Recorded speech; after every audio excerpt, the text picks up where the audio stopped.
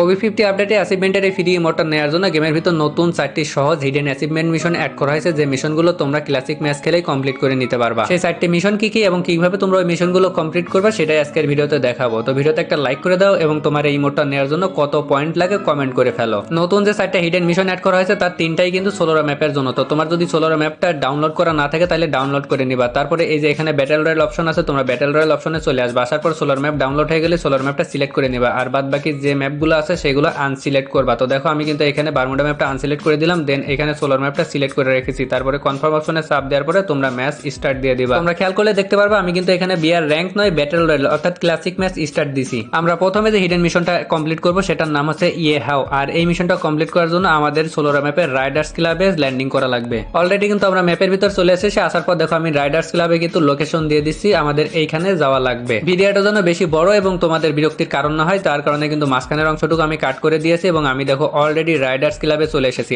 আসার পরে দেখো সামনে কিন্তু ঘোড়ার একটা স্ট্যাচু বা মূর্তি আছে। আমাদের কাজ হবে এই মূর্তির কাছে যাওয়া, যার কারণে কিন্তু আমি এই মূর্তির কাছে যাচ্ছি। আর মূর্তির কাছে যখনই যাবা তখনই কিন্তু ইউজ অপশন দেখতে পাবা, আর ইউজ অপশনে চাপ দেওয়ার পরে তোমরা এই ঘোড়ার মাথার পর চলে আসবা। তোমার ক্যারেক্টারটা দেখবা বিভিন্ন অঙ্গভঙ্গি করতেছে। এখানে ওঠার পরে তোমরা 5-10 সেকেন্ড ওয়েট করবা, এরকম তোমার ক্যারেক্টার অঙ্গভঙ্গি করবে, তুমি সেটা দেখে মজা নিবা। দেন তোমার কাজ হবে এখান থেকে নেমে যাওয়া, আর নেমে যাওয়ার সাথে সাথে কিন্তু তোমার মিশনটা কমপ্লিট হয়ে যাবে। এইখান থেকে নামার পর পরে তোমরা কিন্তু গেমটা ব্যাক দিবা না, তোমরা কোনো কিছুর উপর থেকে জাম্প করে অথবা গ্রেনেড দিয়ে অথবা এনিমি সামনে যে মরে যাবা। ব্যাক দিলে হয়তো বা তোমাদের এই মিশনটা কমপ্লিট নাও হইতে পারে, যার কারণে তোমরা এইভাবে মরে যাবা। মরে যাওয়ার পরে যখন তোমরা লবিতে আসবা, আসলেই দেখবা যে নিচের দিকে তোমাদের এই মিশনটা কমপ্লিট হয়ে গেছে লেখা দেখাবে। তো দেখো এখানে কিন্তু আমি লবিতে চলে এসেছি। লবিতে আসার পর দেখো নিচে কিন্তু অ্যাচিভমেন্ট অ্যাটেন্ড হয়ে গেছে। তো দেখো কত সহজ মিশন, মাত্র ক্লাসিক ম্যাচ খেলে ওই ঘোড়ার উপর উঠলেই একটা মিশন কমপ্লিট হয়ে যাবে। আর এই মিশনটা কমপ্লিট করলে তোমরা পেয়ে যাবে 100 পয়েন্ট। সোলোর ম্যাপের যে মিশনগুলো আছে তোমরা একটা ম্যাচেই কমপ্লিট করতে পারবা। আমি তোমাদের দেখানোর সাথে 3টা ম্যাচে কমপ্লিট করে দেখাচ্ছি। 2 নাম্বার যে হিডেন মিশন রয়েছে তার নাম হচ্ছে বিহাইন্ড দ্য ভেইল। এই মিশনটা কমপ্লিট করার জন্য আমাদের সোলোর ম্যাপের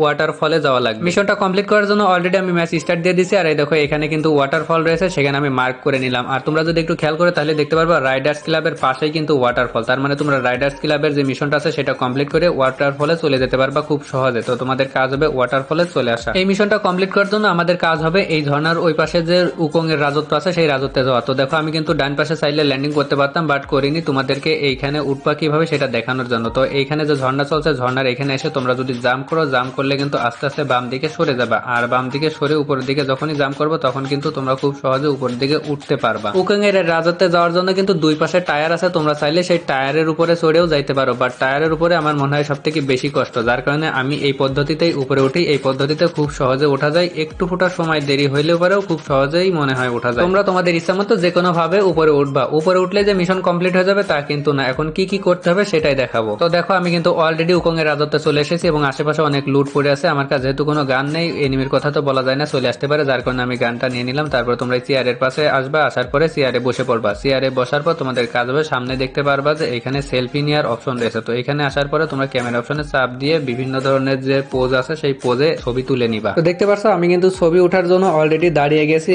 এবং কোন ক্যামেরার সিস্টেমে ছবিটা উঠবো সেটা সিলেক্ট করে একটা ছবি নেওয়াও হয়ে গেছে। পরবর্তীতে ভাবলাম যে আরো একটা ছবি নিয়ে নিই যদি মিশন কমপ্লিট না হয়, যার কারণে কিন্তু আমি এখান থেকে আরো একটা ছবি নিয়ে নিলাম। এখন আমাদের কাজ হবে যে সামনে উকং এর মাথা দেখা যাচ্ছে, সেই উকং এর মাথার কাছে যাওয়া। উকং এর এই মাথার কাছে যখনই আসবে তখন কিন্তু ইউজ অপশন দেখতে পারবা, আর ইউজ অপশনে চাপ দিলে তোমরা উকং এর এই স্কিলটা পেয়ে যাবা। তো আমাদের কিন্তু মিশনটা কমপ্লিট হয়ে গেছে। এখন আমরা চাইলে এখানে বসে থাকতে পারি অথবা নিচে যে এনিমির সাথে ফাইটও নিতে পারি। আর যদি মনে হয় যে না ফাইট নিবা না, তুমি মরে যাবা, তাহলে যে কোনো পন্থায় তুমি এলিমিনেট হয়ে যেতে পারো। তবে খেয়াল রাখবা যে ব্যাক দিবা না, ব্যাক দিলে তোমাদের মিশনটা নাও কমপ্লিট হতে পারে। আমি ব্যাক না দিয়ে এনিমির সামনে যে মরে গেছিলাম, মরে যাওয়ার পরে দেখো এখন আমি চলে আসছি লবিতে, আর লবিতে যাওয়ার পর আমার এই মিশনটা কমপ্লিট হয়েছে নাকি সেটাই দেখতে পারবা। তো দেখো অলরেডি লবিতে চলে এসেছি। লবিতে আসার পর নিচের দিকে দেখো অ্যাচিভমেন্ট অ্যাটেন্ড লেখা আছে, আর আমি যদি তার উপর চাপ দিই তাহলে আমাদের এই মিশনটা কমপ্লিট হয়ে গেছে। আর মিশনটা কমপ্লিট হওয়ার কারণে আমি পেয়ে গেছি 100 পয়েন্ট। আমাদের অলরেডি 2টা মিশন দেখা হয়ে গেছে, বাকি 2টা মিশন দেখবো। তার আগে যারা এই পর্যন্ত ভিডিওটা দেখেও এখনো কিপটামি করে ভিডিওতে লাইক করেনি তারা একটা লাইক করে দিও,